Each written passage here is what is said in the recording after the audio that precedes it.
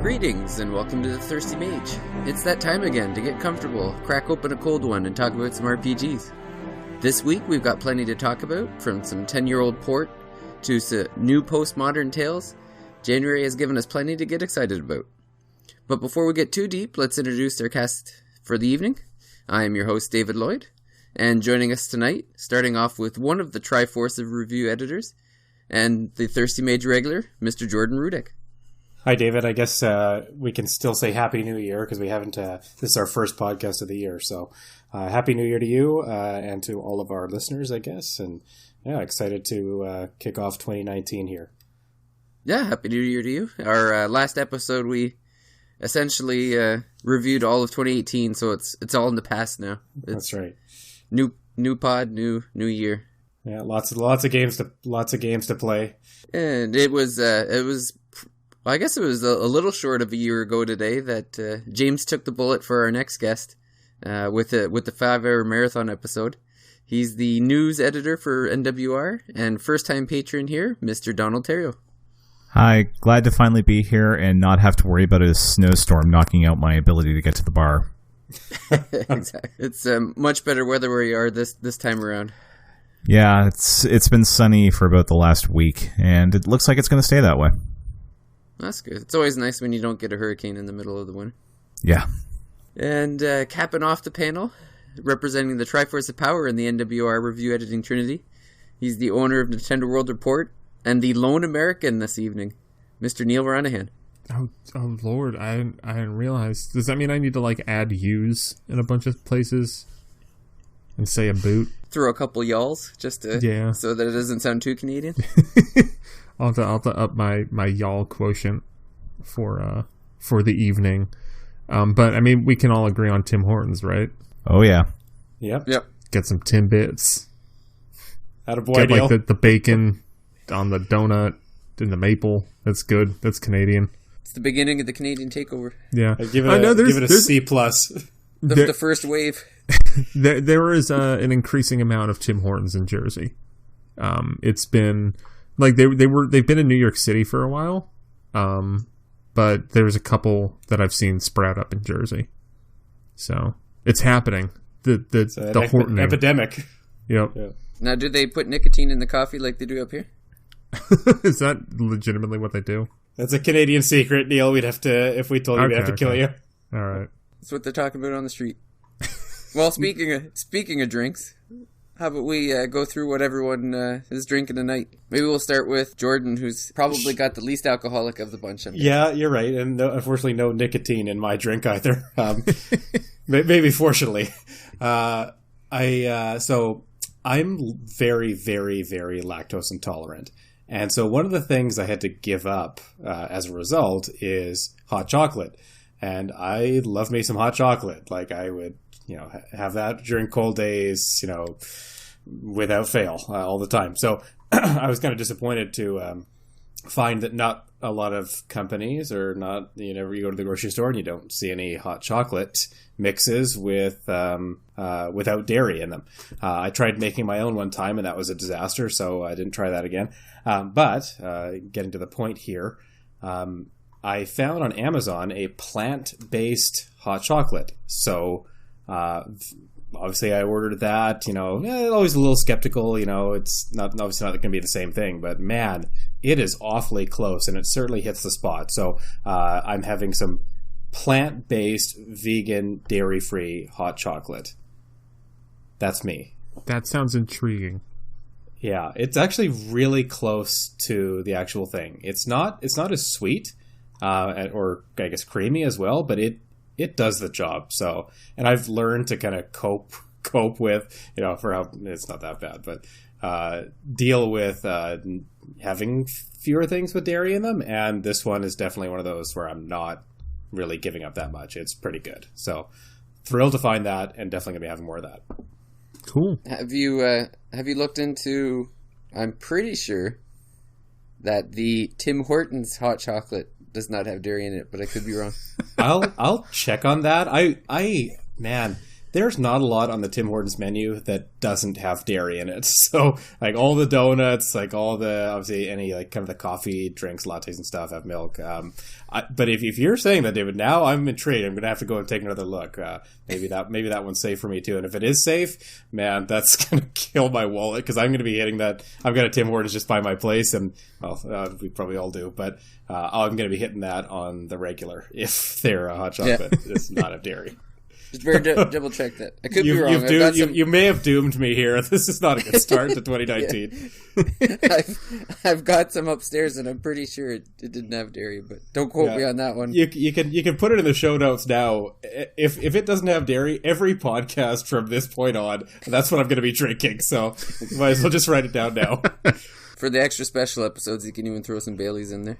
Oh, that's doable for sure. So, Donald, what will you be having at the pub on your first out to the Thirsty Mage? Well, due to various family things, I have trouble with alcohol and sugary drinks. So, I'm dipping into a lighter brew from the Allen and Wright Brewery. Well done, Donald. Yeah, you might be more familiar with them for their burgers and fries, but yeah, they do a pretty good root beer. Oh, for sure. Yeah, I've definitely had that on the podcast. I was like, wait, what's that? And I'm like, wait, A&W. He tricked the host on his first out. A-Dub is the truth when it comes to root beer. So, all right. Well, I know Neil is definitely drinking alcohol. Yeah, he never lets me down. I look forward to it. It gives me an excuse to drink, usually late night on a weekday, which is probably bad. But I'm drinking. It's a repeat for the Mage. Actually, it's because it's an old standby. I actually listened to part of the Radiant Historia talk that we did, and I probably, if I didn't listen to that, I would have gone into the same diatribe that I'm going to go into now, but avoid it with the Dogfish Head Namaste White that I'm drinking. Dogfish Head is in Delaware. I don't know if they've gotten international. I think they're spreading more and more through America. They're a sizable brewery, but this is just like it's a very easy wit beer, and I like it. It's got orange flesh and peel. It's got lemongrass. It's got some coriander, some peppercorns, and the most important ingredient, good karma. It's the most wonderful spice. Yeah. Well, for myself, had stouts on before. I've never had this one. This is called Le Corriveau. It is an oatmeal stout from Les Microbrasseries Bilboquet out from St. Hyacinthe, Quebec. So this is like I said, it's an oatmeal stout. It has a little bit of espresso and dark chocolate, a little bit of a tang to it, and won the World's Best Style winner in 2016 at the World Beer Awards. That's what caught my eye. I'm looking up and down the beer, and I saw the big slap of beer award winner on the label, and I'm like, well, this has got to be good. I was looking up and down the beer.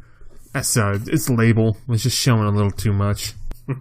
Especially since I actually had planned to drink an old favorite of mine as well, the Scotch Ale, but it didn't make it past the weekend.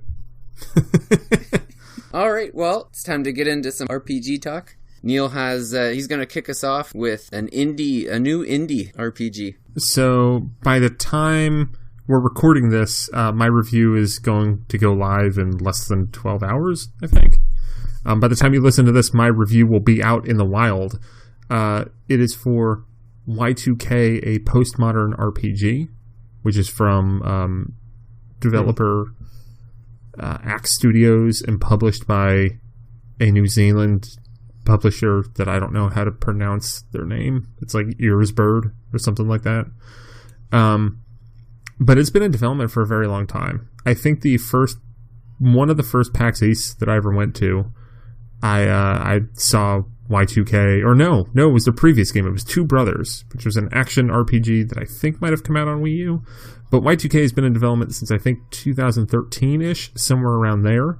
So Y2K is an RPG that definitely is inspired by Earthbound, but also a lot of other games. Like I got some Persona, Shin Megami Tensei vibes. I think that the one deep cut that I was playing the game and it kind of bothered me. I was like, there's something that it reminds me of. And I saw the developer mention online that like, oh yeah, Shadow Hearts was an influence, which if anybody's played Shadow Hearts, cool. This has an inspiration by it, and some of the battle mechanics are very similar to Shadow Hearts.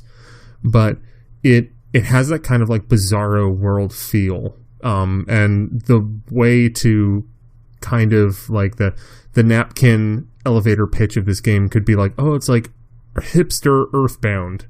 But as I played it, that kind of maybe fell apart a little bit. Like, you do have like the main character wears flannel. It takes place in New Jersey in the year 1999.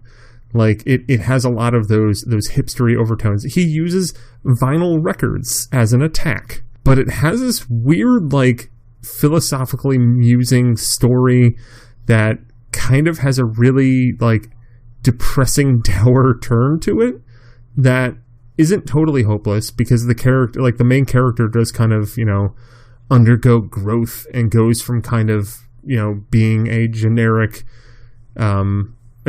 liberal arts major who's like a 20-something who just got out of college after taking too long and doesn't know what to do with his life, but doesn't really want to have to work too hard. He undergoes growth from it, and then actually gets to a point where he wants to save the world.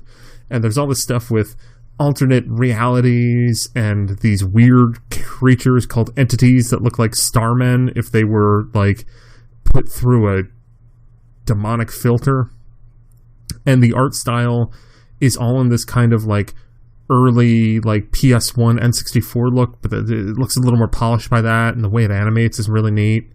The battle system is a turn-based, timing-based system that might rely a little too heavily on minigame-based attacks. So like for Alex, the main character, for his vinyl attack, there's a lot of button taps that you need to have.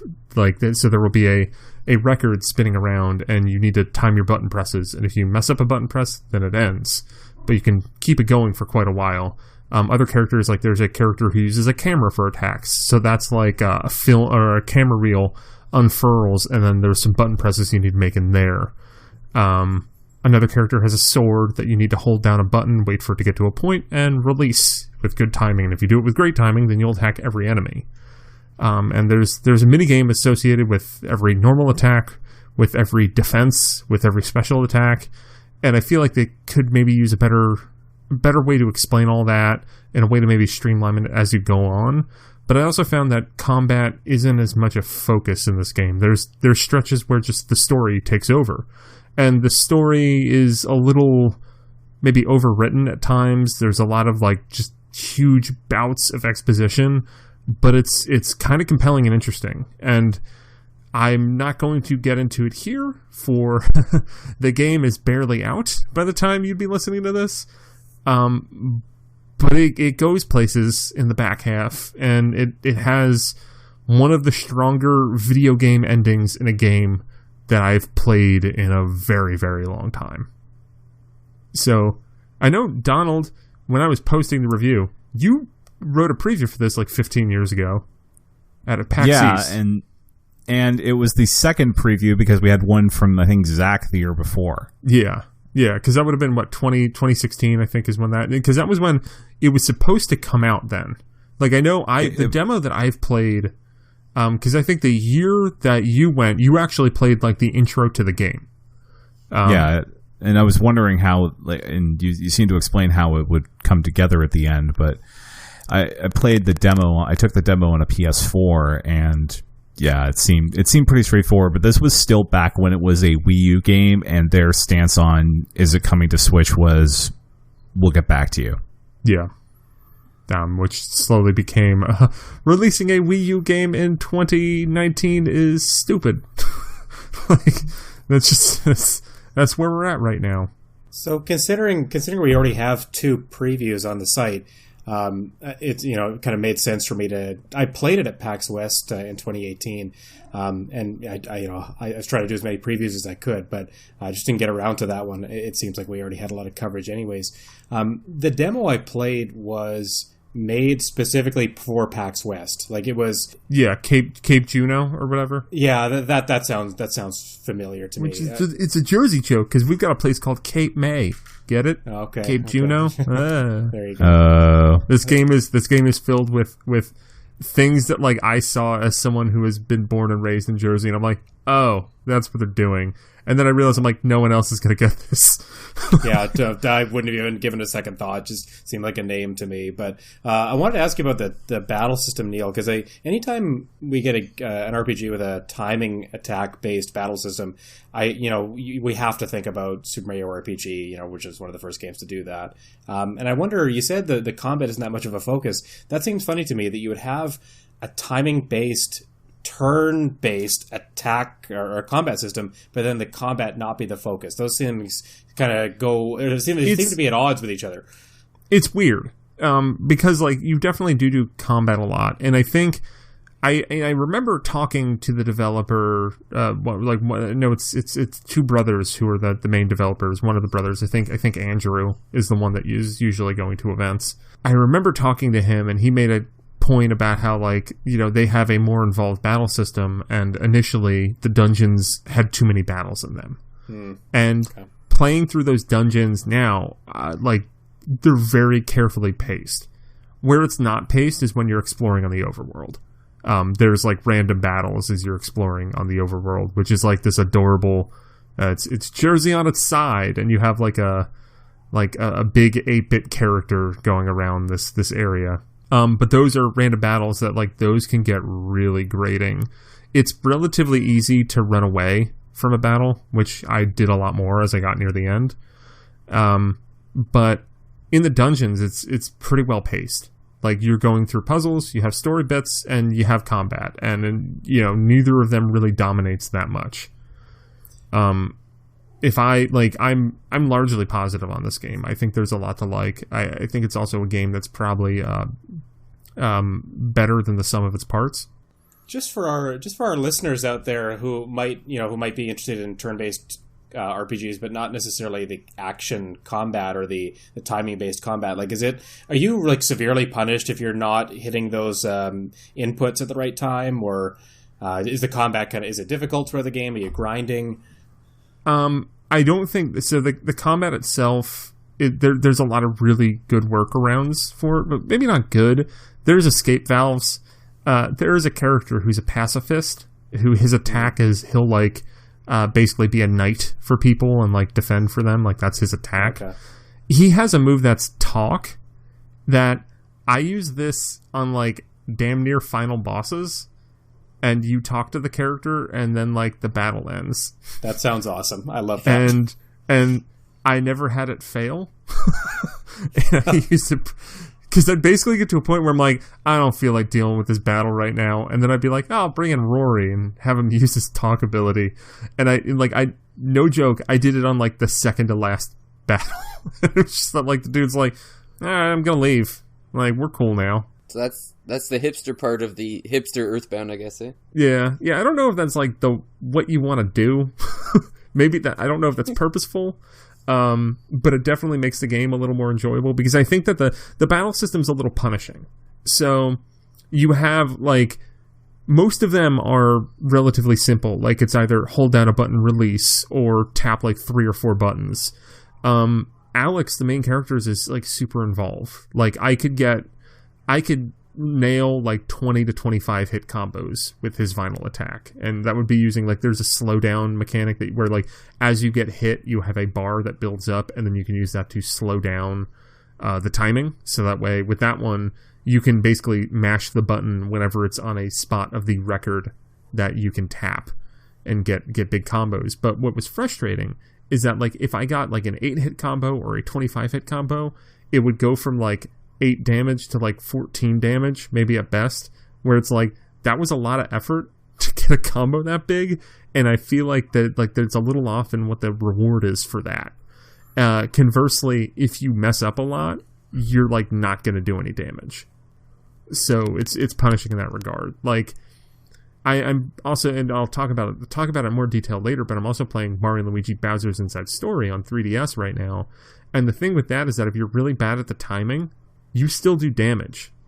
That's a great thing about Mario & Luigi, is that it's if you're good at the timing, the game's really easy. It's not if you're bad at the timing, the game's super hard.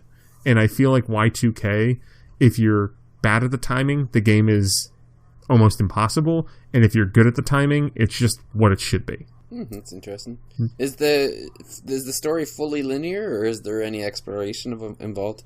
Oh, I actually kind of gets to one of the dopiest but best parts of the game is the loose story setup is that like the main character stumbles upon a factory near his town where he runs into this woman who seems like she's totally displaced, like she doesn't know what an elevator is, for example. And then you see her get taken away by the scary, like, demonic starmen creatures. And then you're like, okay, I saw this supernatural paranormal thing. And then you find a website called Onism 1999 that is basically just built like an old message board. And that's where you get all your side quests.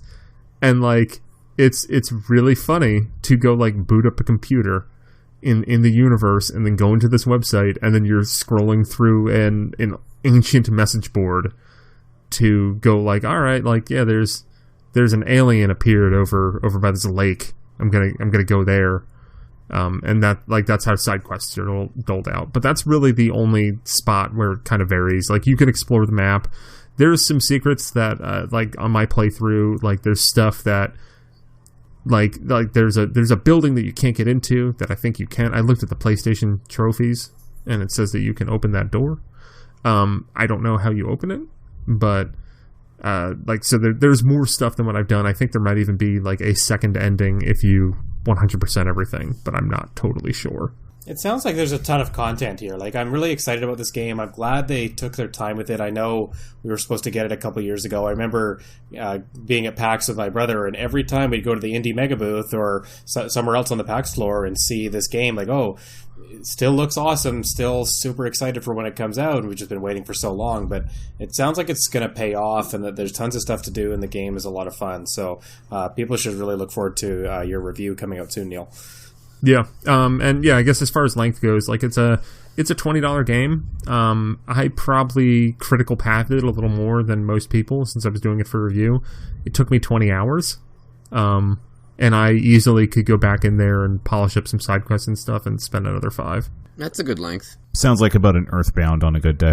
Yeah, like it's a game that has its problems, but I think that the soul and style of this game is great, and also the soundtrack is fantastic. And I didn't know until it was near the end of the game. Toby Fox did some songs for Y2K, and so did awesome. Hiroki Kikuta, who did the music for Secret of Mana. And even with that in mind, like, some of the stuff just by one of the brothers who made the game, he did most of the soundtrack, and that stuff is just like good, weird, like, Earthboundy, like, it sounds like normal music, but it's slightly off, which is something that I always really appreciated of the Earthbound soundtracks, is that it always, like, felt like it's so close to being just a normal song, but it's not. And that's how a lot of Y2K feels as well. And part of the reason, I don't know how circulated this got, the main reason why this game got delayed for like 2 years is because the two brothers who made the game, their mom died. So not to make anybody feel bad, but, like, that's essentially the reason why the game got delayed. Yeah, is totally that their mom fell into. There was an article, it might have been on like a Variety's gaming site or something like that. There was some write up on it back in the fall, kind of covering the whole experience, and it was like, yeah, their mom started getting sick, so they started working from home and taking care of their mom, and then she passed away, and they basically, like, didn't work on the game for a while because, like, they couldn't, and they apparently went back and redid parts of it. I think they tried to, like, make elements of it a little more uplifting. But man, I want more people to finish this game because it just does so many cool things in the last act that I really, really like. Like, it seems like a good time for it to come out because we're kind of in that lull where the tidal wave hasn't hit yet. It's been a little while. Like, I feel like there's kind of like an indie RPG fan base. Like, the people that, like, we had all that buzz about Golf Story at the time, and we haven't really seen, it's been a little while since we had, like, a small indie, you know, with that nostalgic RPG feel, but in a new pack, like, new ideas sort of thing. So it seems like now's the time. Everyone's kind of getting off Smash, looking for something new. So hopefully it has some success. Yeah, I mean, my thing with it, as I'm seeing the month unfold, I think it's like I'm worried that it's not going to do well. Mainly because I think something like Tales of Vesperia Definitive Edition, which came out the week before it, and we're about to talk about that coming out the week before, I think might kind of compete with it in a way. Yeah, well, I'll let Donald lead the talk for Tales. I've been playing it myself, but Donald's doing the review, and I think he's much further than I am. So if you want to take it away, Donald. Yeah, so I dug into Tales of Vesperia starting on Friday night.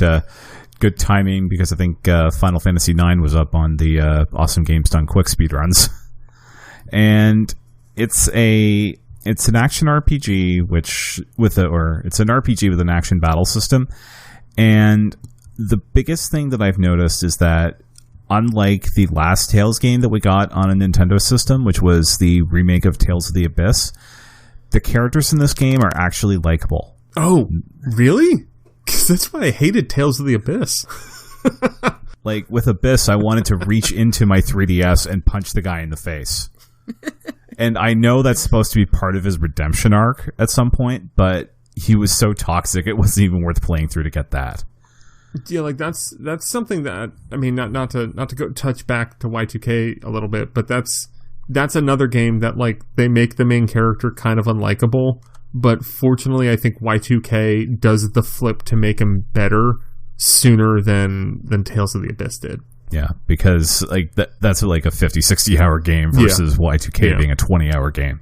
Yeah, like I think by the end of hour 5 I was like, this guy sucks, but then by hour 10 I'm like, okay, he's all right. Yeah, so it's basically you're playing as a character named Yuri who's trying to save the lower quarters of the nation's capital from basically being flooded out because someone has stolen the thing that basically keeps the sewers from overflowing.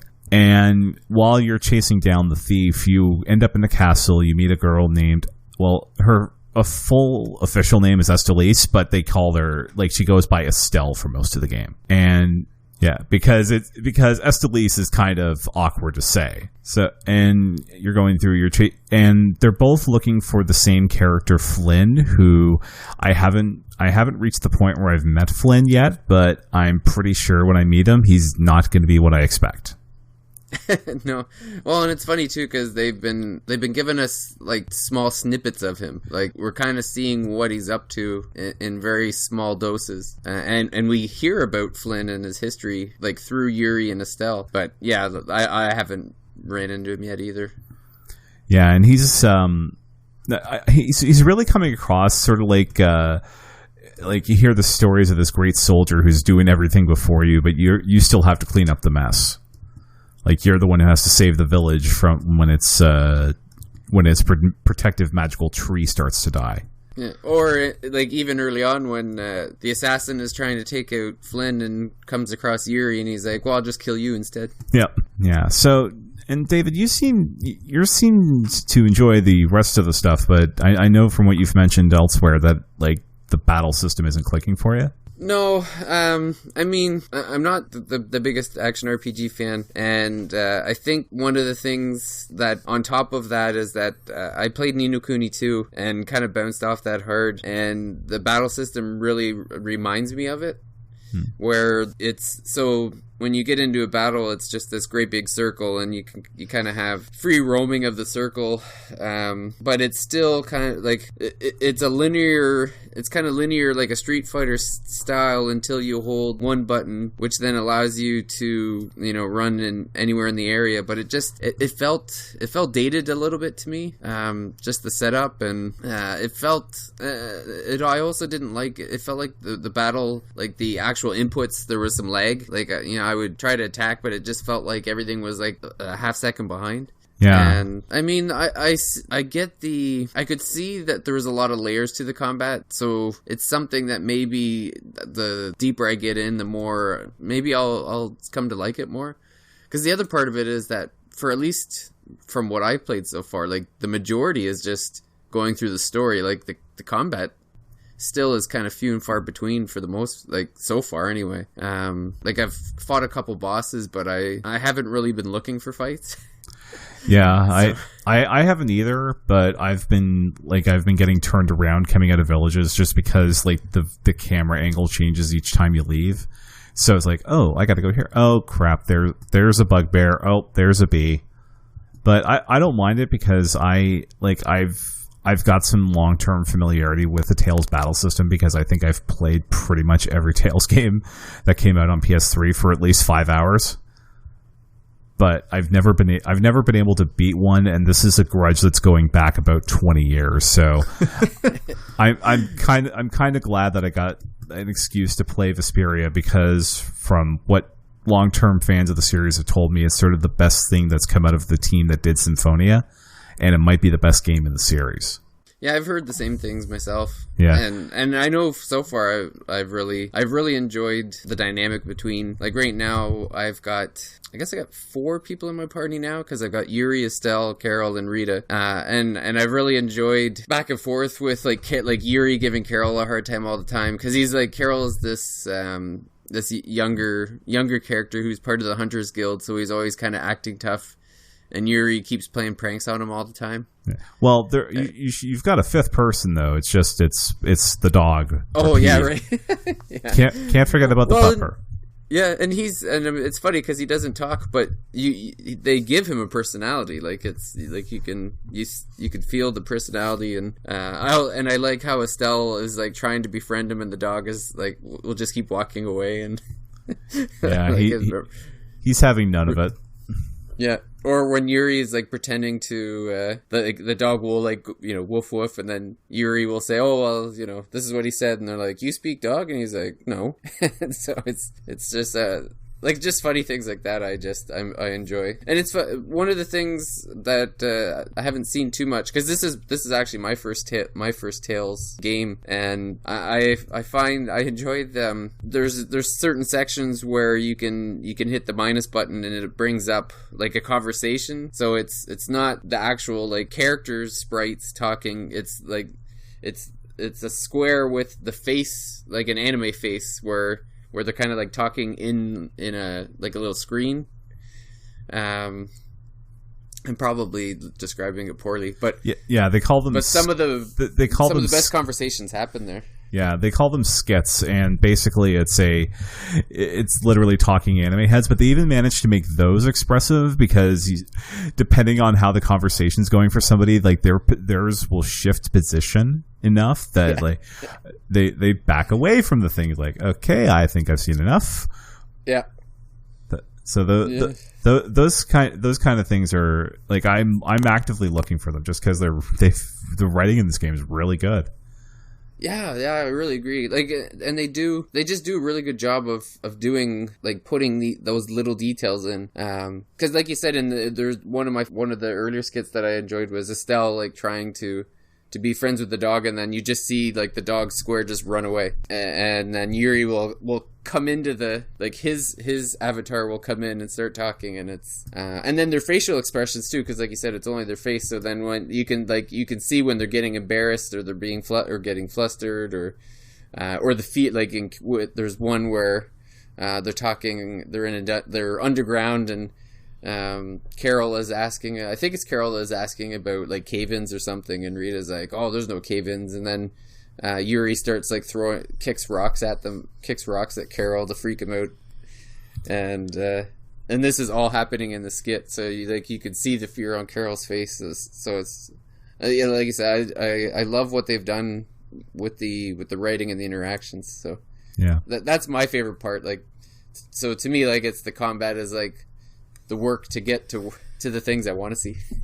Yeah, I like the challenge of trying to get through the combat as quickly as possible because you do get extra rewards if you're able to finish off the enemies quickly.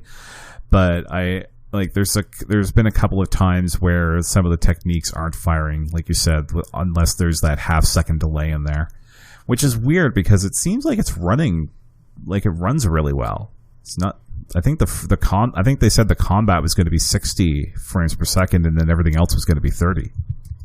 Yeah, like I don't think it's an issue with like the processing. I think it's just the engine that like because it's 10-year-old game now. So I think it's just a product of its time. Is the way I felt like it just, I don't know. It seems like an older style, and that's kind of, they just kept the combat the way it was back then. Speaking of that original release, I was curious if what kind of changes were made in this remastered version. I don't think any of us have played the original release. I don't think many people played it. If I'm not mistaken, it was Xbox 360 exclusive. Is that right? In America, it came out on PS3 in Japan, and like Tales series fans have been begging for this for years. Yeah. It seems like they were really trying to appease those fans, or well, we hear you, we're trying to give you what you want, and so I was curious about what this remastered version does differently, or if it adds any content or anything like that. Does anyone know about that? The PS3 version in Japan did have a couple of extra side things that are in the remastered version. Okay. They based it on the PS3 version, but added the localization. So that's the chief difference, I think. I haven't encountered anything yet that hasn't been in the Xbox 360 version, because to try and get through the game quickly, I do have an FAQ pulled up based on the 360 version, and nothing's missing as of yet. Right. But it's more later game stuff. But like the Tales fans wanted this content for years, and like this is the source of that infamous tweet from Bandai Namco Europe, which was like, yeah, not that one, when someone asked about Tales for PS3. Yeah, I remember that situation, or that event happening. Has it gotten any graphical improvements, or does it have they changed the visuals or anything like that? I have the 360 version. It doesn't seem to be different, but I haven't really run it on the same TV to see. Okay. Like they do, I think in the description they say like HD graphics, but that's not saying the much. Animation, no, on the animation style, like it's not one of those things where it's like, okay, well, if it's in like 720 or 1080 or 4K, that you're going to notice a difference, because it's kind of like an anime, like cartoon, like look to it. So it's colorful and it looks nice, but it's not a game that's like pushing the envelope of the graphical process. Yeah, that's just kind of the reason I brought it up, is because I looked at the game and I'm like, oh, I know people are really excited about this, and there's a fair amount of buzz. But I looked at it and I'm like, this doesn't look all that impressive for a remaster. It feels like one of those remasters that's more of a re-release, and they're just kind of using that moniker, but they haven't really touched up that much, or they haven't done that much to kind of maybe earn that remastered title. So I thought I would ask if you guys had noticed anything. Nothing major yet, but I'm playing on Switch. I'm not playing on like PS4 or Xbox One. So yeah, that's fair. I'd imagine it I don't know if I've heard anything specifically about how it runs on Xbox One and PS4, but I'd assume it probably looks a lot snazzier there. I have no complaints, though. It looks good to me. Yeah, it looks great. It's nice that it scales down to the handheld pretty well as well. Yeah, I have it. I look forward to playing it. Now that Y2K is done and Travis Strikes Again will be done by the end of this night, then maybe I'll have some time to play it. Yeah, I just gotta set aside 50 hours. That's yeah. No, and by play it, I mean like there's no way I'm beating this game. I'm looking forward to 10 to 20 hours of fun, and then being like, I'm gonna YouTube the ending. Yeah, I want to push myself through this, but like I've been trying to I've had beat a Tales game as my gaming goal for about the last 5 years. You really have to plan your whole year out to accommodate those 50, 60 plus hour RPGs. Like, it's not just, pick it up one day on a whim. I'll beat this. Like, you have to schedule it in your calendar and move things away from it. It's an endeavor for sure.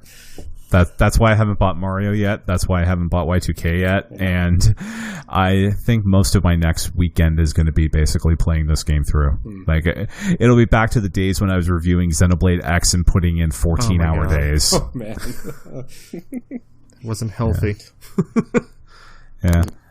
Well, like you said, if it was going to be one of the Tales, this seems like a good one. Yeah, because I think the best description of Tales, I heard it on on Heaven Forfend, another RPG podcast. But basically, the Tales. What? This one's a little bit more religious than the Thirsty Mage is, but we can edit this part out. Basically, the what the they point? Probably drink less beer than us. Oh yeah, but the point is that the Tales games, they have a high floor, but they have a low ceiling. You get a pretty much average, but Tales of Vesperia, I think, is bumping up against that ceiling. Yeah, I remember back in the day, someone had convinced me to pick up Tales of Symphonia for the GameCube, and I ended up paying more than I would have preferred for it, and I don't know if I even ever turned it on. Yeah, I just waited. I think I bought Symphonia when it got remastered on PS3 for like $15. Yeah, I paid more than $15 for mine, and I regret it to this day. I think I saw the end of Symphonia, but I think a friend of mine had it. I wound up borrowing it from him and playing a good deal of it. And then wound up, I think we like played through the ending together or something. Like Symphonia, I remember being that. I mean, that's the most I've gotten into a Tales game. Yeah, that's the same experience for me. Like I played Symphonia on GameCube. I think my brother was probably playing it at the same time, and I kind of bounced off the combat. I think, was there some crafting or something to do with like cooking food? Is there something like that in the game? It has literally been 15 years. Yeah. Oh man. The cooking and crafting though still there. Yeah. But just not a huge fan of it. Yeah, but at least the chef who teaches you all the fancy recipes, at least he's funny. Yeah, like if I was to summarize it, that's what I would go with. Is that like some of the mechanics are kind of just okay or mad, but the personalities in the game are definitely worth the effort. Yeah, this would be one banging anime if they went that route. Well, we look forward to your review. I'm excited to hear how you enjoy it the further you get in, and I'm rooting for you to take that off your to-do list. Alrighty. Well, we'll move on to Jordan's been playing some. I think it's based on what you heard from Casey, right? Yeah. That you picked up Torna? Yeah, so a couple months ago we did an episode where we were talking about what we were playing, kind of like what we're doing tonight, and Casey talked about Torna, and I had my eye on it. Obviously, I'd finished the base game a while before, and I'd always, ever since Torna got announced, Torna the Golden Country, the expansion for Xenoblade Chronicles 2, ever since it got announced, I'd always been interested and wanted to see what people thought about it. And yeah, Casey was really positive on it, and so I went in with pretty high expectations. I think it was a Christmas gift, and so I played it just after Christmas up until the New Year. It's funny. We just finished our Game of the Year talks as well, and Torna got a lot of praise in a few different categories, including Game of the Year. And I found myself biting my tongue a lot during some of those discussions when it came to Torna. You should have let the fury reign. Take down Xenoblade now. I didn't want to upset Don because I'm going to be podcasting with him and streaming with him on the telethon, and so wanted to keep him happy. I know he was a big fan. Didn't want to have it be awkward. Yeah, all of a sudden he just starts crying and is like, "You didn't like Torna." Yeah, like, oh, we were supposed to stream together, and yeah, I'm definitely going to have some contrarian feelings here.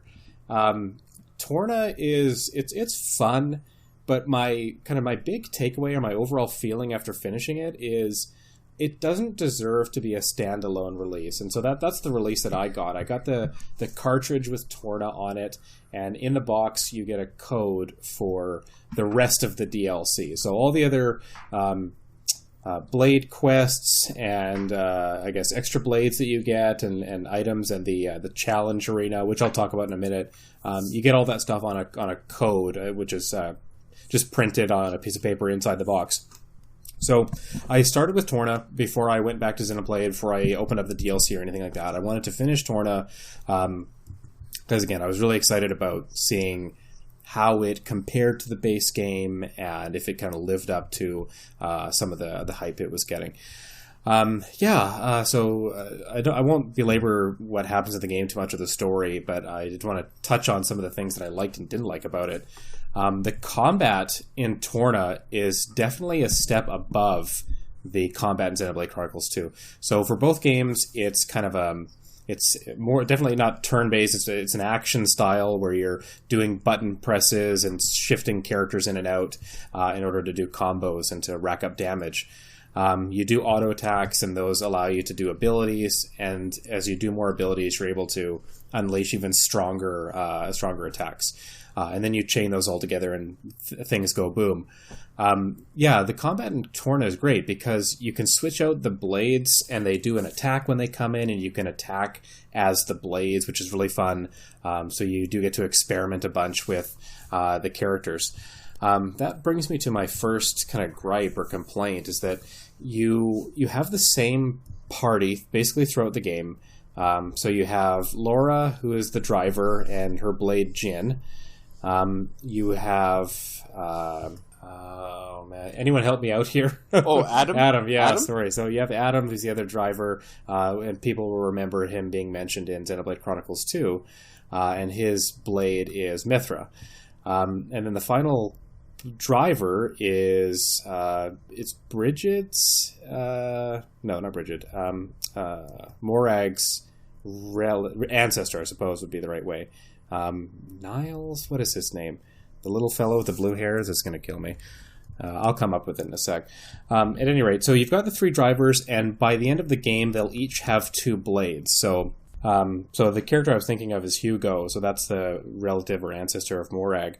And so Hugo's got the two blades that you would know from Xenoblade Chronicles 2, Bridget and Aegean. Adam has Mithra, and I think one of the last blades you get is a character called Minoth. I believe he might be in the base game too.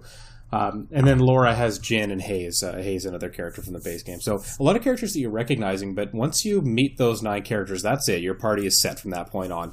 And yes, you can switch between drivers. You can switch the blades in and out, which is really fun. And they do different attacks, and the combos are easier to pull off. They've kind of really simplified the combat in Torna, and that part is fun. Like, you feel like you can do more damage, do more actions, make more things happen more easily. So that is kind of a nice thing.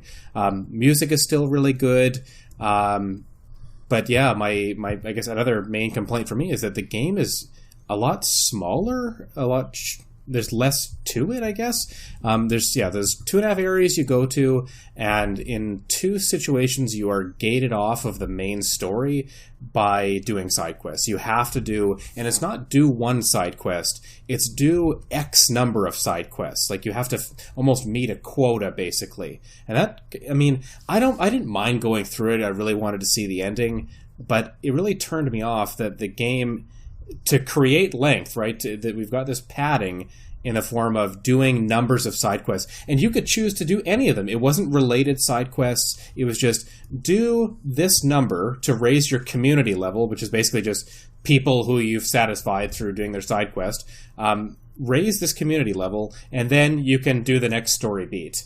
So yeah, I just didn't like the way it kind of artificially increased the length by stopping everything. Let's stop the story and just go and do random things. So that just didn't feel right to me. Am I the only one on the pod who's played Torna? I think we've almost all of us played Xenoblade. Yeah, but, I think so. Yeah. Like, I really loved Xenoblade Chronicles 2, but I've had something stuck in my craw about Torna. Yeah. That I just, I don't know. And it was even before it came out. I just had an issue with it. I don't know if it's just, like, I absolutely, positively loved Xenoblade 2, but it's just, I just I wasn't sure if it, like, I was almost at the point where I was kind of just done. Yeah. It's like, okay, I'm ready for the next one anyway.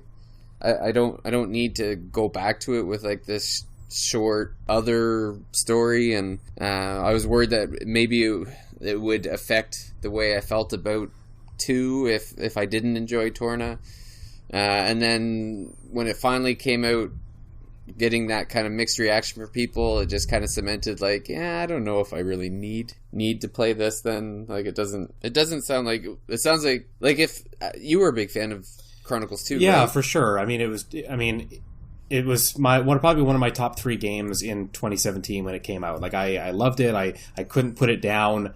We were so conflicted when we were talking about best RPGs last year. And yeah, Xenoblade Chronicles 2 and Octopath were like neck and neck for me. And I think it's one of the best RPGs, not just on the Switch, but of this generation of the last 5 years. It's totally awesome. And so to play Torna, it almost cemented more of that fact, like that I really, really love the base game, and I was constantly just comparing the two, and I don't think that worked out in Torna's favor. It's weird because I kept hearing that I should play Xenoblade 2, the base game first, because Torna would ruin the rest of Xenoblade 2 for me. How do you mean ruin, Donald? Well, apparently the improvements to the improvements to the combat system, and the fact that it's, a 20-hour game as opposed to something that would take me 6 weeks of nonstop play to finish is, I think, the big deal. Yeah, so obviously Xenoblade Chronicles 2 is a huge game, and it's going to take a long time. Like, if you don't have a plan to play that game, if you haven't set aside time, it's going to be really hard to make time for it. It's I wouldn't call it a slog. Like, you would really enjoy it if it's not your type of game, but it is lengthy, and you do want to see it through. So it's 90 hours. Yeah, it's significant. Yeah. But Torna is by comparison microscopic. Like, it is very compact, and I think pretty easy to get through to the ending. I just found it thoroughly lacking in the satisfaction I got from playing through Xenoblade Chronicles 2.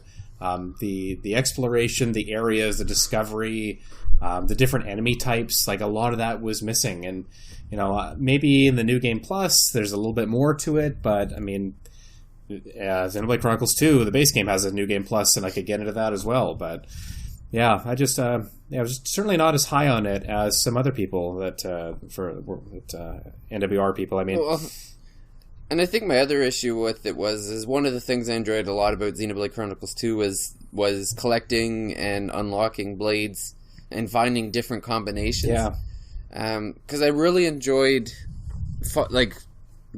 moving blades around and coming up with different styles of attack, especially later in the game when different, like, I guess, I don't know, it's been out for a while, so I guess it's not really a spoiler. Well, I'll just go for it. Like, with Nia, when she becomes either a blade or a driver, like, it really opens up a lot of options. Mm-hmm. And characters become very powerful. Like, especially like late in the game, Nia becomes powerful. Mithra is very powerful. Like, it's, and then building up the blades. Like, certain blades have side quests that make them stronger, and it's just I just felt like the things that I enjoyed about Xenoblade wouldn't be in Torna. Yeah. So I kind of just, didn't bother. Yeah, so I was talking about the areas in the game. So I think Xenoblade Chronicles 2 has about 10 main areas, maybe 12, something like that. There's two main ones. Big damn game. Yeah, it is huge. In Torna, there's Torna proper, the Tornan Titan. That's one area. Inside the Tornan Titan, there's the capital city, I guess. I don't remember the name, but the city is considered one area of the game. And then there's I just had it. Gormott is the third area, the second main area. So there just isn't that much. Even those areas that do exist, they're so much smaller and compact compared to any of the Titans in the base game. Like, there's just not that many areas to see. You're going to see basically the whole map for all of those places just playing through the story. So there's not a lot of incentive to kind of run around and explore that much, because you're going to get to those places anyways, and you're going to probably have to do that because of the side quests, right? The side quests will take you to all, like, the corners of the maps, as close together as they may be. So yeah, and they probably weren't as like Uriah was beautiful. Mm-hmm. And Tantel, I think that's the correct name for it, the turtle, right? There, like the snow, like that was, I mean, it was beautiful in a different way. Sure. Like it's kind of like the frozen tundra, but it felt like home again. Yeah, exactly. And I remember being blown away by those areas, right? Like, they seemed so huge and dense and magnificent, majestic, these kind of adjectives. But there's nothing really like that in Torna the Golden Country. Even Torna, where you get to, like, a desert place and it's new, it is new, it is different, but you don't get those same feelings of, wow, this environment is just amazing. I can't wait to explore all of this. Well, like, and then the ruins of Tantel, like, those were amazing. Yeah. Like, the massive ruins on there, like, exploring that, and and we've talked about it a few times, like the cherry blossoms of Uriah. And then I can't remember the one Rex's like home Titan. Yes. The way that they're like there's a bunch interconnected, and they were beautiful in their own sure way as well. Those places were all really unique. Like they all had features that made them stand out, and they just had scale to them. I feel like that's the key idea here, is that they seemed immense compared to the size of your characters. Like you could spend all these minutes or maybe an hour running across all these places, but it just isn't the same in Torna. You can go from one end of the map to the other in just in a couple minutes. It's really fast. And so you open up fast travel points, but you don't even really need to use them that much, because if you wanted to go from A to B, it doesn't take you very long at all. So, yeah. Are the characters as memorable as like Nia and Morag? Yeah, and I'm glad you asked. I feel like there just isn't that much interaction with them. There's a handful of cutscenes that are voiced. Most of the dialogue, of course, is just on screen and you're reading it. What I was really looking forward to, or I thought might be really great, is there's these campfires, and so in Xenoblade Chronicles 2, when you complete side missions, you are accumulating experience, but it doesn't pay off right away. You kind of bank it. And then when you go to rest at an inn or something like that, you can cash in the experience and raise your levels. I really like that mechanic. It's great, because you can kind of choose your own difficulty, so to speak, right? You could choose, okay, I want to be stronger than these enemies, so I'm going to cash in all my experience points now. But you never had to do that. If you wanted more of a challenge, again, you can kind of dictate what you want it to be. So there is the resting mechanic, and spending those experience points does come back here. But when you do rest, you have two other options besides resting. You can craft items that go in your pouches, which is going to give you boosts to stats. So that comes back from the base game. And then there's like a chat kind of, or party chat kind of another option that you have. And I thought, oh wow, these are going to be like really. This is the chance to get to know these characters. This is going to be like the comedy that I've been looking for, the heart, the soul, I guess. But they're not voiced. They're very basic. They almost just kind of talk about the mission that's coming up, and they almost kind of refresh your memory about what you're supposed to do, rather than being any kind of flavor or again, kind of bonding you with these characters. Those moments just don't really happen in the game. So I never felt very close with Laura, who's kind of the main character. Her relationship with Jin, that's probably the most that you get. But Adam and Mithra, you don't get a lot. I know people talked about, you get to see all this crazy character development with Mithra, and you really maybe sympathize with her by the end. I don't think there's that much of that. I think that you do get a little bit, but for the most part, I thought she was really standoffish and doesn't really develop that much as a character. So I didn't quite see what other people were talking about. And then with Hugo and his two blades, he's very dry. It's compared to Morag. Morag is the much more likable and interesting character. And I get it, you're not spending as much time in Torna with this cast of characters as you do in Xenoblade Chronicles 2, but the game doesn't do anything to kind of compensate for that. Like, if the game is shorter and there's less content, you have to kind of find other ways to make the characters more real, or to help the player form bonds with those characters. And it just doesn't really happen. I think you've pretty much validated my decision not to bother with Torna. Yeah, I don't like to kind of push people away from it, but if you've really enjoyed the base game and that's what you're looking for more of, I don't think that's what you get. I think you get a refined combat system that's really fun. But in terms of story and character development and kind of those moments that have more charm or soul to them, or humor, there just isn't really anything like that. There's a couple of really minor characters that travel with you, and they're just not fleshed out at all. So even characters that are in your group that you don't fight with, I don't remember their names. They're two kind of children-looking characters. One is Mikhail, actually, or Mikhail. He's in the base game. I don't know how that's possible. I guess he's really old or something. But at any rate, you find him and he's kind of been abandoned or orphaned or something like that. And I thought, they're really going to help us sympathize with this character. But there's nothing really at all. Like they're just kind of there. And moments don't pay off in the ending of the game because you haven't really bonded with these characters like you do in the original. So, Yeah. Overall, it's a fine game. I don't think it should have been released as a standalone game. I think as the final piece of story content for a seasons pass or a DLC expansion pass, I think it's good. But it doesn't pay off in the way that I was hoping it would. The ending's really good. It's worth it took me, I think, about 17 hours to finish it, and I did a few more side quests than I needed to. I didn't do everything. Wouldn't say I rushed through it either. Kind of took my time, but yeah, about 17 hours to roll credits on that one, and the ending. I wouldn't say the ending is worthwhile, but the final parts of the game are definitely worth getting to. That's kind of my final verdict on Torna. I'm a little torn by it, pun intended, but I got it there. Nailed it. It's I don't know, up and down for me. Yeah. Cool. Well, how about Neil bring us home with a little bit of discussion about Mario and Luigi? So I'm really early in Mario and Luigi's Bowser's Inside Story, and wait, hold on. Bowser Jr.'s Journey? I'm not even... Yeah, Mario and Luigi, Bowser's Inside Story, plus Bowser Jr.'s Journey.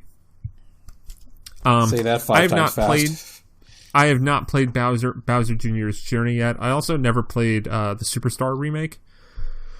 But Casey Gibson did, and he has a review of both of those up on the website, including a video review of Bowser's Inside Story on 3DS.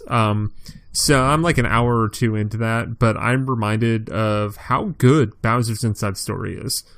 I think in the endless, maybe not as inventive iteration of the Mario and Luigi series, and the fact that we've just been getting remakes there on a system that no one really wants those games on anymore, we've lost sight on how when the Mario and Luigi series works, it's tremendous.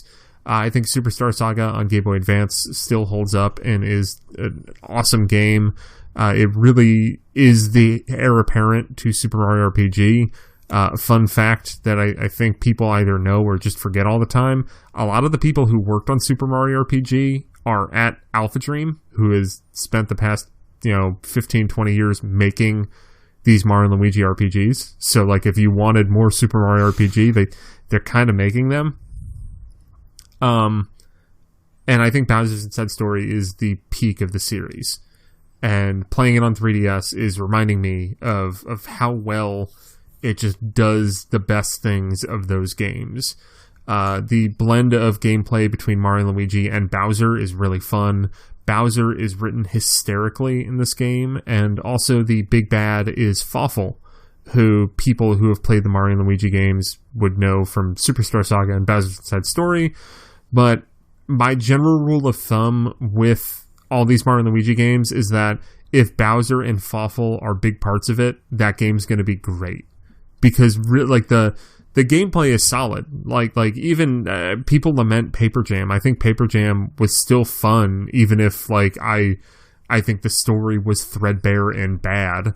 But the combat in natting in Paper Mario was a great time. It's a great combat system. It's a great foundation. It's just they need to add. They need to make sure that the core around that, the story and everything else, is engaging. And I think Bowser's Inside Story nails that. So that's my maybe don't throw out your 3DS yet. There's an RPG worth playing on it. Multiple even. There's one coming out next month. Actually, two. Etrian Odyssey Nexus, which we will hopefully be talking a lot more of within the next month. And Yokai Watch 3, I forgot about games that I don't care about. I think I reviewed both Yokai Watch games, the first two, and the first one I was like, this is promising. Maybe they'll fix it in the sequel. The sequel was just worse. The sequel was so painfully just the first game with like a time travel hook.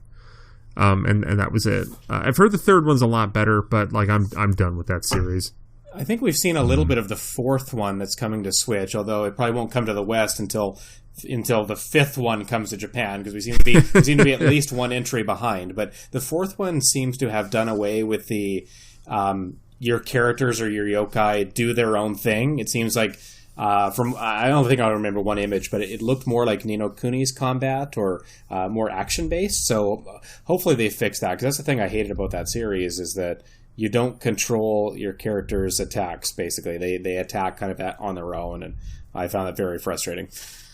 Isn't that sort of how Xenoblade works?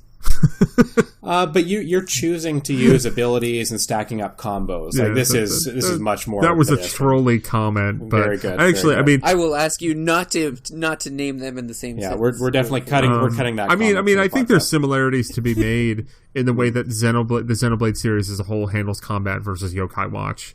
Yeah. Obviously, they are aiming for completely different audiences, but I mean, when I was just thinking of the Yokai Watch battle system and how that was one of the parts of the game that I didn't get tired of. Like I think you can do cool things with that kind of hands-off management style in an RPG, and I think those cool things are like how it's orchestrated in the Xenoblade games.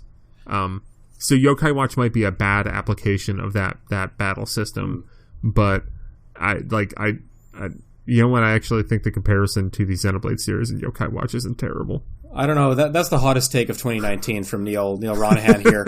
I don't know how we got to talk about Yokai Watch, but I actually really like the it's a relevant side quest of it. game coming out in February on is. 3DS. It is a game. It's already out in Europe. We have a review on the site. I bet you guys didn't know we had a review of Yokai Watch 3 on the website already. The only reason I know that is I think I edited it when Don did it, right? I think, and I probably edited it for him, but otherwise I wouldn't have known. I definitely had forgotten about that series. I think he enjoyed it, but yeah. I hope the fourth Yokai Watch game is good. That'd be fun. Yeah, if they change some of the mechanics, I think it definitely got a lot of potential. I like the exploring of the world. I like the capturing of yokai, and that you kind of have to do separate tasks and side quests for them. I think it's got some fun elements. I just hated the combat. I think the first 5 to 10 hours of the first game were like amazing, and then I was like, oh, that was your trick. Yeah. Cool. I got to like a boss battle, and I was so underleveled, and I hated the combat. I'm like, I am not grinding in this game because it is terrible. Yeah. I mean, that is one of those things where I think Pokemon is a game that is still fun for everybody, but Yokai Watch is just it's a game made for children. Yeah, and sure. If you're an adult getting enjoyment from Yokai Watch, cool. But it just seems like Yokai Watch more than Pokemon was so nakedly made to be tied to a cartoon. Yeah. Which probably made sure it had a better presentation than some Pokemon games, but that's it. Okay, so I refuse to end the show talking about Yokai Watch. So I'm gonna throw out a quick prediction. Well, I was gonna ask whether or not what comes first, a new Mario Luigi RPG on Switch, or Super Mario RPG added to the online catalog. Oh, that's a I thought you were going to go something with Paper Mario, and the answer to that is Paper Mario is never going to be an RPG again, and we all need to just move on with our lives. Yeah, I'm giving up on that. I hope I'm wrong. No, I'm curious. Will we see a new Mario RPG of some type, like a Mario Luigi or something, on Switch? David, can I add a third option? Or sure. Color Splash gets ported to Switch. I don't think Color Splash is there any chance? Like, it came out so late for the Wii U. I mean, like, there's always a chance. Yeah. I Color Splash is a game that I wish I didn't hate playing it, because everything else about that game's awesome. It looks gorgeous. It just came like out so the late. writing is hysterical. Yeah. But like that battle that if we're talking about bad battle mechanics, like that's it. That's a bad battle mechanic. I was not going to buy a full price Wii U title at that point. Like, we'd moved on, right? Like, it was. I don't know about you guys, but I was done with that. I was playing 3DS exclusively or PS4 or something. I was not going to buy any more Wii U titles after. I think Mario Maker was probably the last one I bought, which was awesome. I bought Paper Mario for full price, but I was also testing something for the website that ended up with me getting the game 2 weeks early. That's not bad. So what do you guys think comes first of those three? What do you think we'll see first on Switch? I'm looking at that rumored leaked list of Super Nintendo games, Which is, by the way, It doesn't have Mario Which I RPG think- on it. Yeah. okay, Yeah, it doesn't. no. All right. That was because then that would have been slam dunk. Yeah. So it was funny. So we got. I'll go first. We got Super Mario RPG on the Wii U Virtual Console. Is that right? I'm not. Yes. I'm not mistaken about that.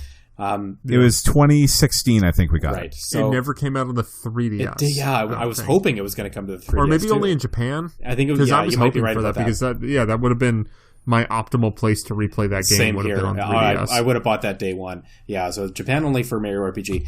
I think we will get it on the Super when Super Nintendo games come to the Switch, which seems like an inevitability. Yeah, I think that's going to happen before the next Mario and Luigi. And the reason I say that is they're doing these remakes of the games on 3DS, and I don't know that you're going to get another Mario and Luigi game in 2019. So we've already got Bowser's Inside Story. So that's at least a year before the next one comes out, probably longer. And I think, we think that the difference between Superstar Saga and Bowser's Inside Story, year and a half, year and change. yeah, sure. And they 16 months, I think, September of okay, 2017. there you go. So probably 16 months at least for the next game to come out. They might even do Partners in Time for whatever reason. They might do that for 3DS or Switch. I don't know. But Super Mario RPG, I think that's got a decent chance of coming to the Switch in 2019. I think if they do the same thing, they roll out 20 games at launch when it comes to Switch, and then maybe do 2 or 3 Super Nintendo games a month, I think that's an easy one to have as one of the first 2 or 3 months of rolling out games continuously. So Super Mario RPG has got my vote. Was Okay. Mario RPG on the SNES Classic? Yes, Yeah. yes, it is. Yeah. Yeah. Okay.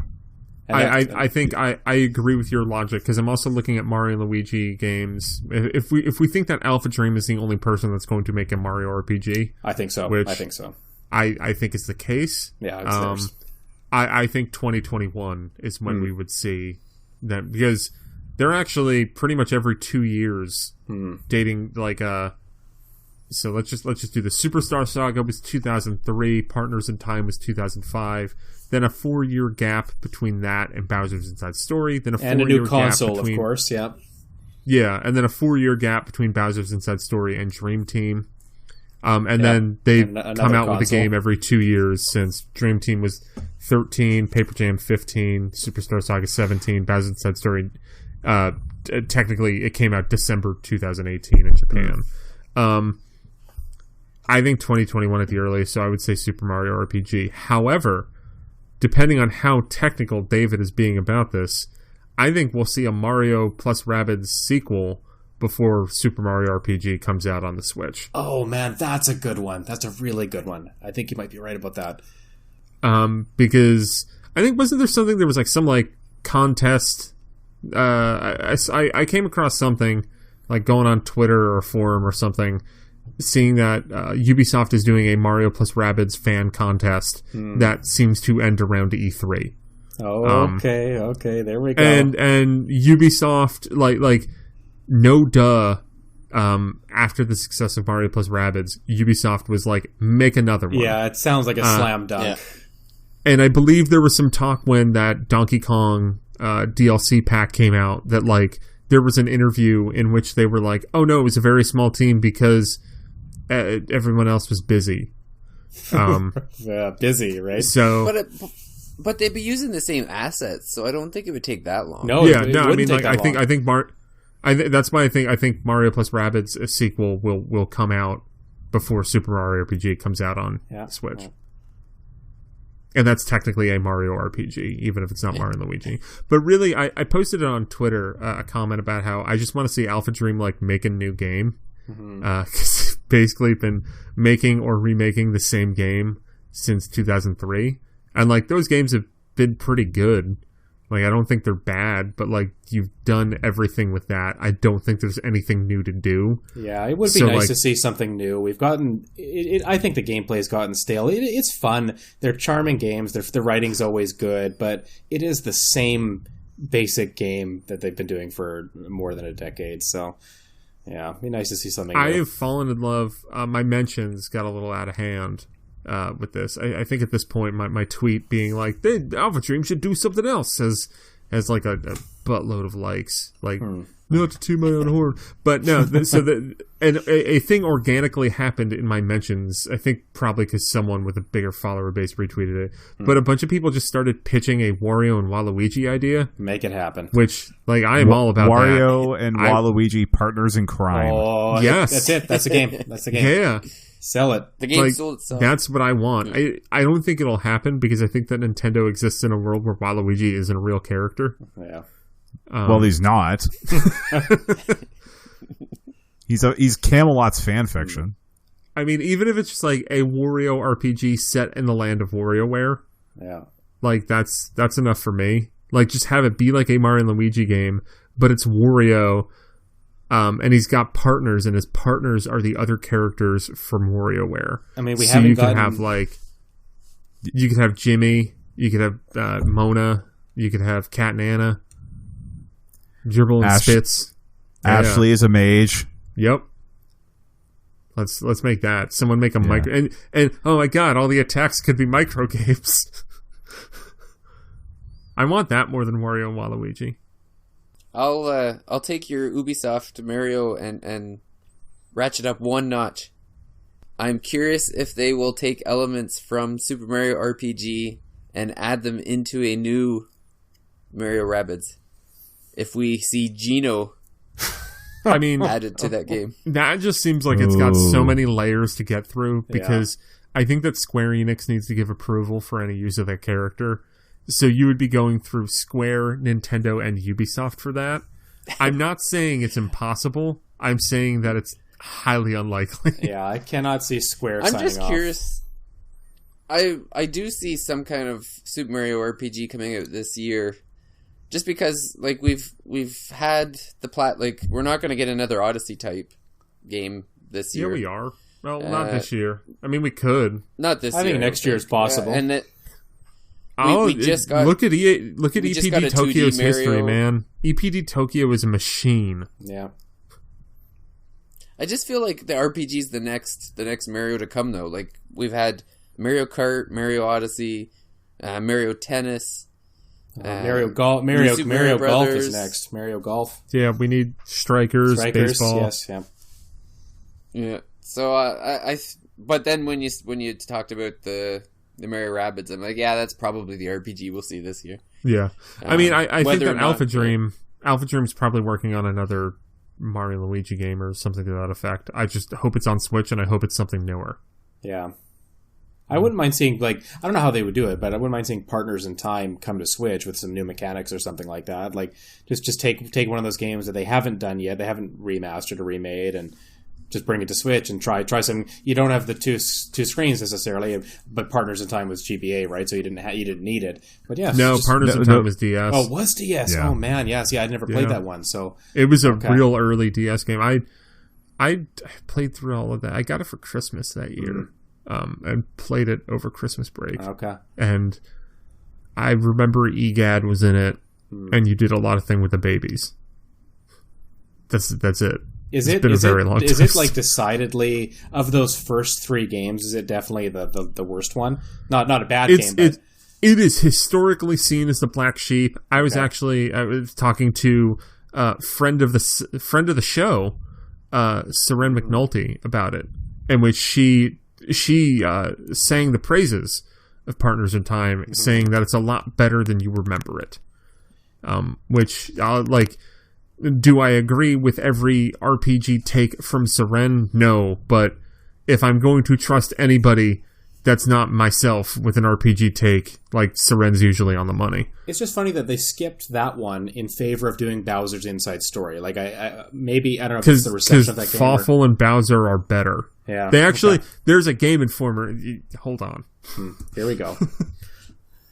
I read this today. I think it's from a Game Informer interview. I'm going to go see if I can find it. Thirsty Mage, place where you get all your up-to-date news from Game Informer. Yeah. Yeah, I think. But yeah, to answer the question, I think we'll see a new Mario RPG before we get Mario RPG on the Switch. Yeah. All right. Why? Oh, wait. Here's some relevant questions. Here we go. From a Game Informer interview with Alpha Dream. Why isn't this remake on Switch? It has to do with the timing for releasing on 3DS as opposed to Switch. We did think about Switch, but we wanted to maintain the gameplay using the dual screen of the original. That's the main reason we decided to port to 3DS. Is this Alpha Dream's last 3DS game? We still don't know that yet. I'll say that that's a crock of shit. Yeah, they know it. They know. They're working on something else. Yeah. You don't just stop. Yeah. Blah, blah, blah. Let's see. And I can't see too many new 3DS games from Nintendo coming around. I mean, when was the last one? Yeah, no, I mean, I think 3DS is dead in 2019.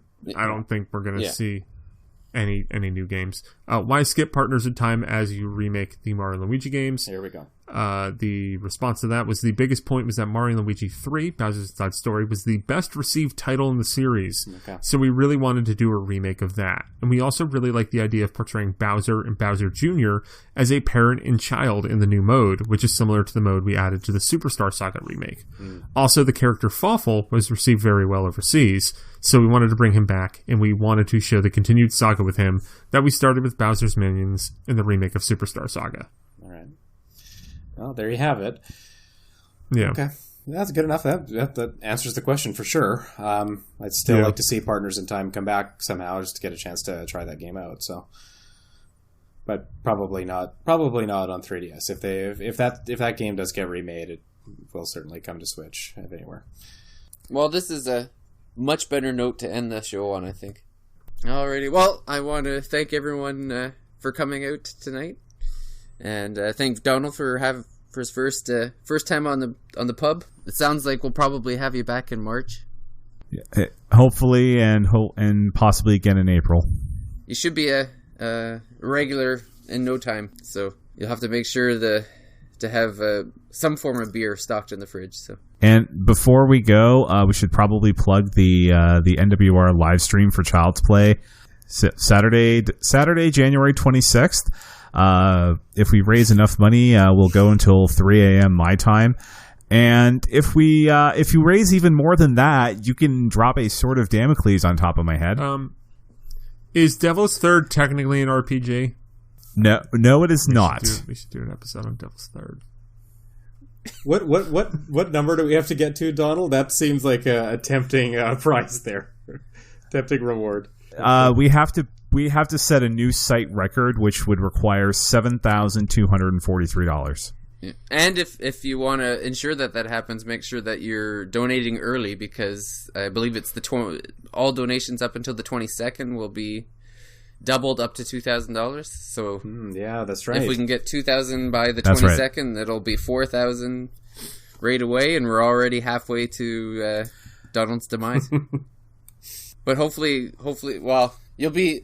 The good thing is that if you are forced to play through that game, you'll just be that much more thankful when the RPGs come in right after. Exactly. Although I do have to go buy some eShop cards this week to have on standby in case the worst happens. Just remember, Donald, you're doing it for the kids. It's all worth it. Yeah, I know. As painful as it may be. So, like Donald said, he really wants to play Devil's Third, so make sure you donate right away. And head over to NintendoWorldReport.com. There's a link to the donation and all the information about the live show. So on that note, I will say good night to everybody, and thanks for coming out. Good night, David. Thanks for having us. Bye. Bye.